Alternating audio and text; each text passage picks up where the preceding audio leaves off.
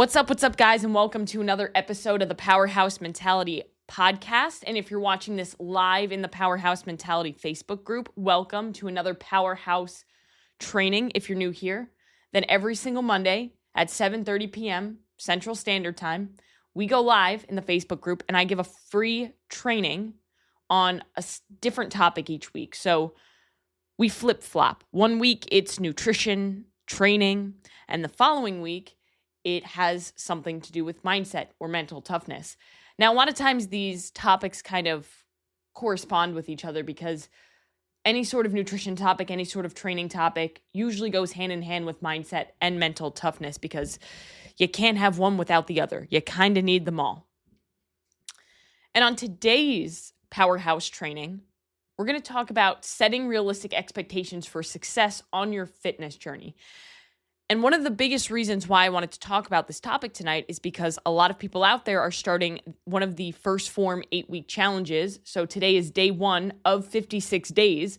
So a lot of people are starting their fitness journey or are starting on a challenge that kind of ramps things up a little bit or gets you a little bit, I hate to say the word, but gets you a little bit motivated. And really, that's what these challenges are all about.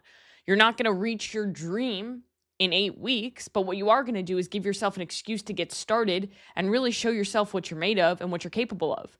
Now, when it comes to setting appropriate expectations for fitness, for fat loss, for weight loss, muscle gain, whatever it is, the biggest mistake I see people make, or one of the biggest problems, is that they set expectations that are nearly impossible to live up to. And I think we've all seen a expectation versus reality meme at some point in our life, right? We scroll through social media enough that we've seen one of those expectations versus reality memes. For example, a fast food burger. You see like the expectations like looks beautiful on the commercial, nice toasted bun, juicy burger. But then when you get it in person, it looks like it's made of clay.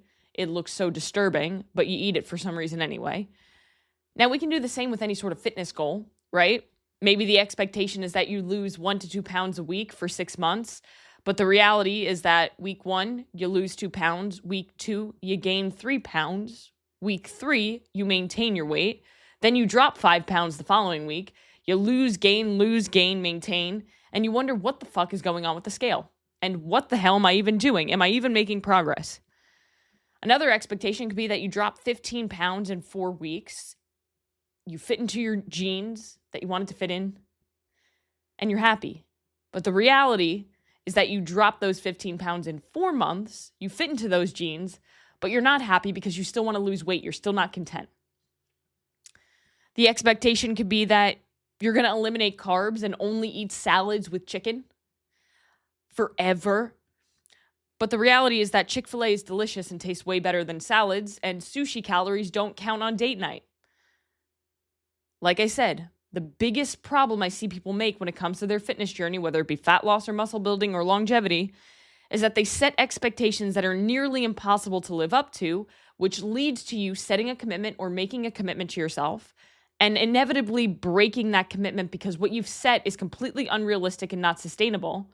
And remember, when you break commitments to yourself, you lose belief, you lose confidence, and you eventually quit and you never restart or you never fully commit or go all in. Because you don't think it's possible, because you keep breaking promises you make to yourself. Now, there's a huge gap between how you want fat loss or how you want your fitness journey to look and how it actually looks. So number 1, the scale will never drop in a linear fashion. And that's completely normal. It'll bounce around. Looks like a roller coaster. But as long as the trend is downward, that's what matters. You're not going to lose weight every single week. That's unrealistic for anybody. I don't care how consistent you are. It's not going to happen. Number 2, progress is more than a number on a scale. Progress is strength. It's how you feel, your energy levels, your mood, your habits, your behaviors, how your body looks. Things and changes that the scale can never measure. And number 3, mental progress matters too. Any physical progress that you make that is not backed up by a strong mindset is only temporary because it's driven by short-term goals. Mental progress could be sticking to your plan for 2 weeks when usually you quit after 1 week. Mental progress for somebody else could be stepping on the scale and not becoming emotionally attached to the number that's on the scale. So when it comes to progress, when it comes to setting realistic expectations, understand that progress is supposed to be slow. Progress is supposed to be slow. You have to be patient because that patience on the journey teaches you more than anything else. It's not going to happen as quickly as you want it to. It's not going to happen as quickly as you think it will, but that doesn't mean that you're not making progress. As long as you're sticking to your nutrition and you're training consistently, then you are making progress. So you have to learn to be patient and you have to learn to trust the process. You have to learn to trust the process. And that's how you make progress. But when it comes to the scale, because this is the biggest thing that people freak out about, and this is the biggest expectation that I want you guys to learn and take away from tonight. Like I said, progress is supposed to be slow, and that sucks. I get it. It sucks.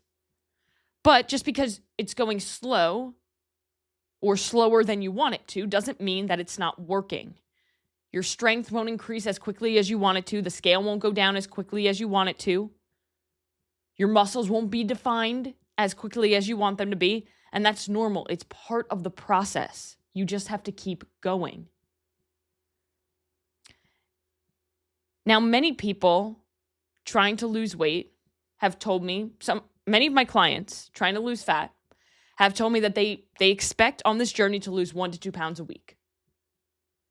Every week.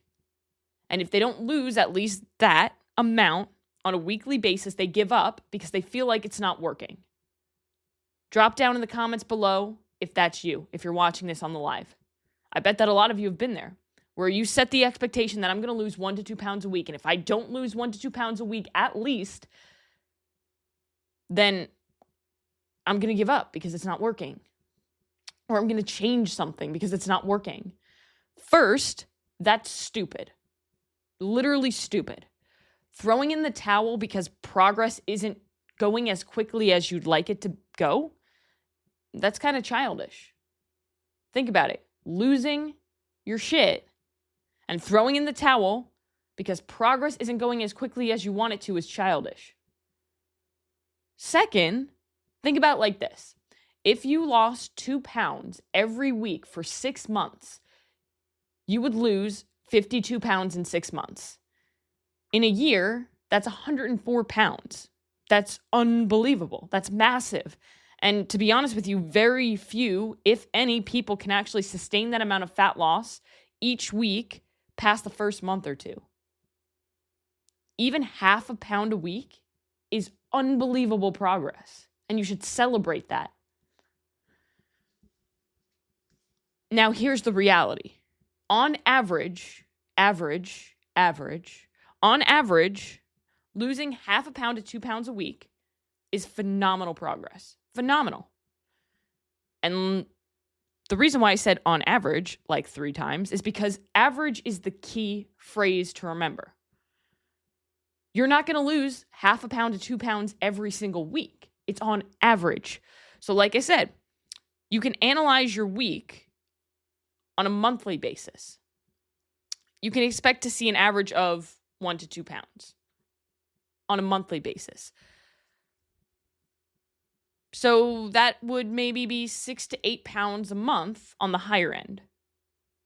So keep in mind, if you lost 1 to 2 pounds, that is not a bad thing. It doesn't mean it's not working, nor does it mean that you need to change anything with your workouts and your nutrition. Anywhere within the ranges is great progress. Now, one of the biggest things to remember is the more body fat that you have to lose, the faster you can expect your progress to be at the beginning. But with anybody, as you begin to lose body fat, your weight loss will slow down. And this doesn't mean that you need to change anything.